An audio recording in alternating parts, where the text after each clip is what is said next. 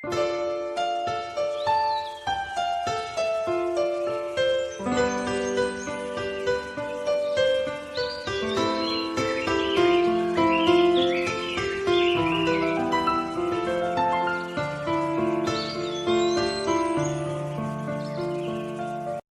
was born into a country, Lebanon, that used to be majority Christian country when I was a child. We were open-minded, we were fair, we were tolerant, we were multicultural. We prided ourselves on our multiculturalism.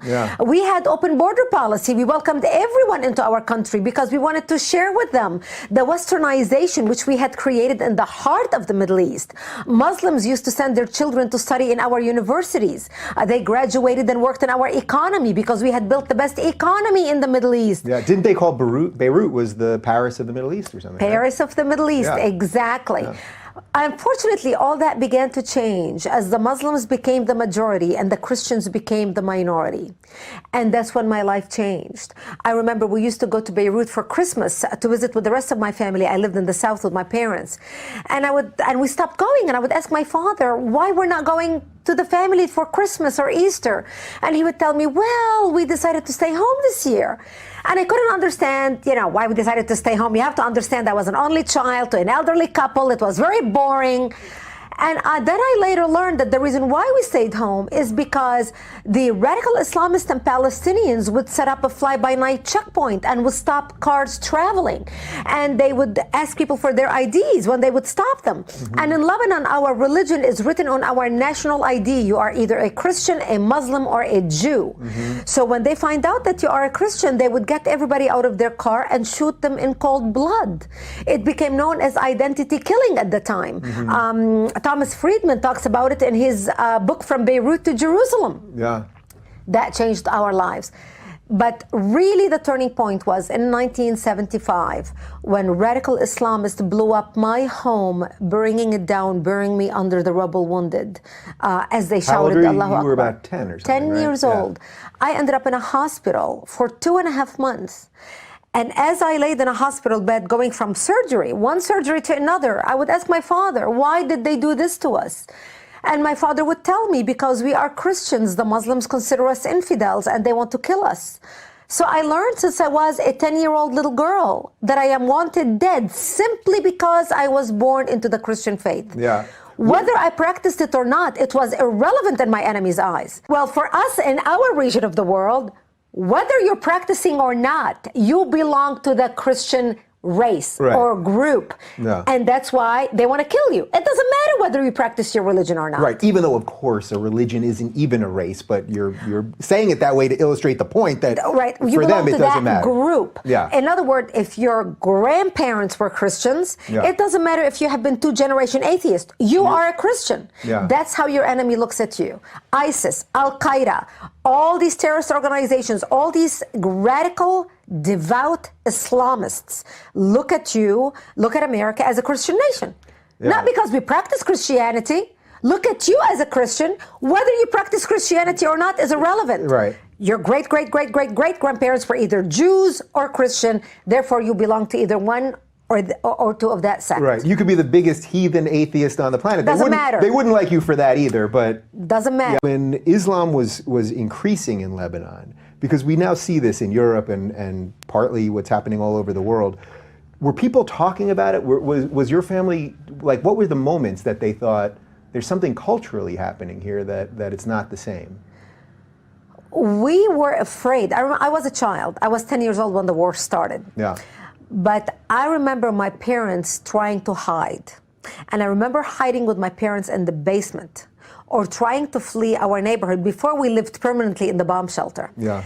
Because, I lived in a bomb shelter underground for 7 years of my life, from the age of 10 till the age of 17, hiding to survive.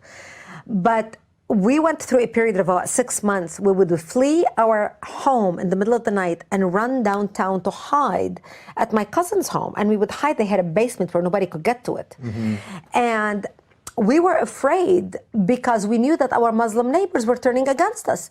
People who we would used to barbecue with the weekend before were all of a sudden massacring us the next weekend. Yeah.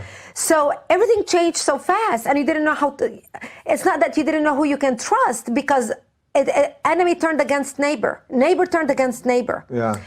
Once the call of Islam, once the call of jihad was declared, because Lebanon was immediately divided in two sects.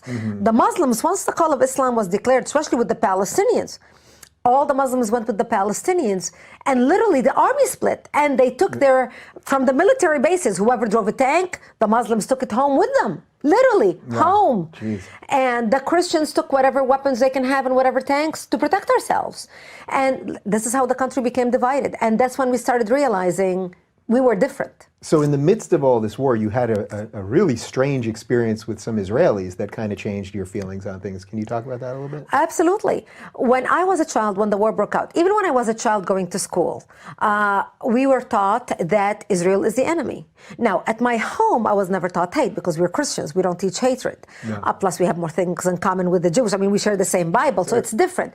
But by the time I was a child, Lebanon was majority Muslim. So the anti-Semitism, the hatred for Israel was rising, especially with the Palestinian issue, especially with the influx of Palestinians into Lebanon.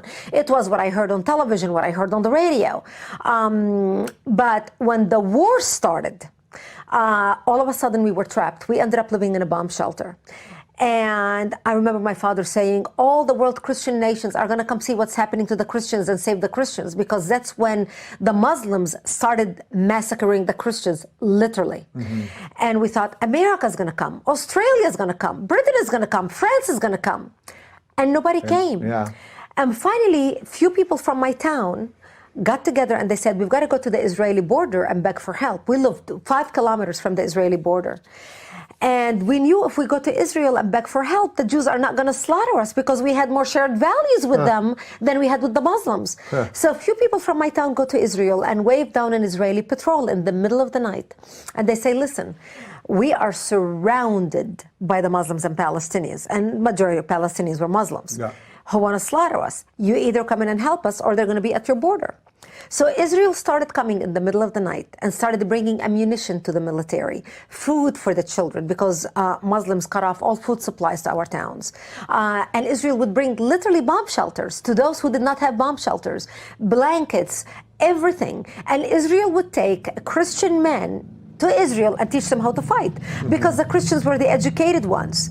And we learned very quickly, David, that you can have all your degrees, professional degrees on your wall, your accounting degree, your medical degree, your law degree.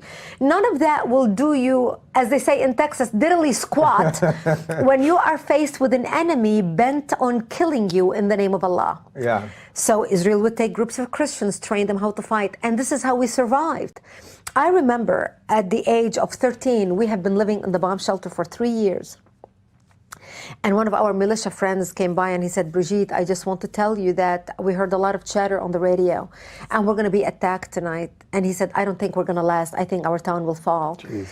And he said, if I don't see you tomorrow, I wish you a merciful death. And he left. And I remember, David, at the age of 13 years old, putting on my Sunday best, my Easter dress, because I wanted to look pretty when I am dead, because I knew that when they come to slaughter me, there would be no one to bury me. And I remember sobbing as my mother combed my long black hair down to my hips and tied the white ribbon in my hair. As I begged her, I don't want to die. I'm only 13 years old. Please, I don't want to die. And there was nothing my mother could say to me. And we sat in the corner of our bomb shelter that night, and my father said to me, he said, listen, we lived a long life, you are a young child. When they come to slaughter us tonight, you just run towards Israel and you never look back. We'll create a commotion, you just run towards Israel. Thank God I did not have to make that decision that night, because that's the night when Israel came in physically into Lebanon and established the security zone and set up artillery bases around our town to protect us so the Islamists will not be able to come in and slaughter us. And we went on living like this until 1982, another 5 years, until Israel invaded Lebanon in 1982. And Israel invaded Lebanon, working with the Christians in Lebanon, trying to help the Christians take back their democracy, re-establish control of the country, and kick out the radical Islamic element that had taken control of the country at that time. Because by 1982, we had 11 Islamic terrorist organizations operating out of Lebanon, including the PLO. People turn a blind eye to evil, thinking it's not going to happen to me. I am the Anne Frank who lived to tell about it, and I'm trying to warn the world.